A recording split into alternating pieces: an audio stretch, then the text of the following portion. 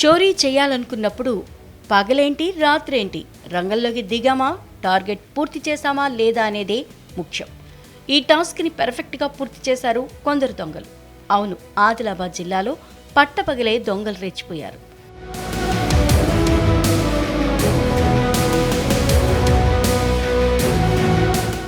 బేల మండల కేంద్రంలో ఉన్న ఓ మార్ట్లో అందరూ చూస్తుండగానే ఎంతో చాకచక్యంగా లక్షల నగదు ఎత్తుకెళ్లిపోయారు.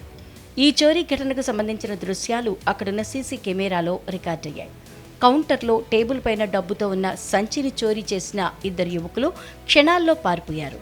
ఈ ఘటన స్థానికంగా కలకలం రేపింది.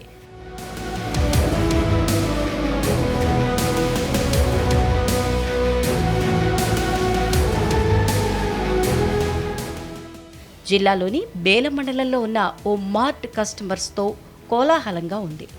కస్టమర్స్ ఎవరికి కావలసిన వారు కొనుక్కునే పనిలో బిజీగా ఉన్నారు. ఇందులో ఓ వ్యక్తి డబ్బున్న సంచిని తీసుకొచ్చి కౌంటర్లో ఉన్న వ్యక్తికి ఇచ్చాడు.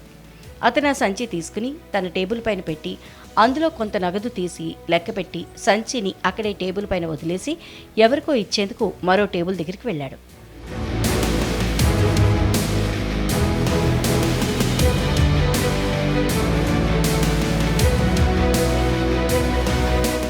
అక్కడే ఉన్న ఇద్దరు యువకులు ఇదంతా గమనించారు.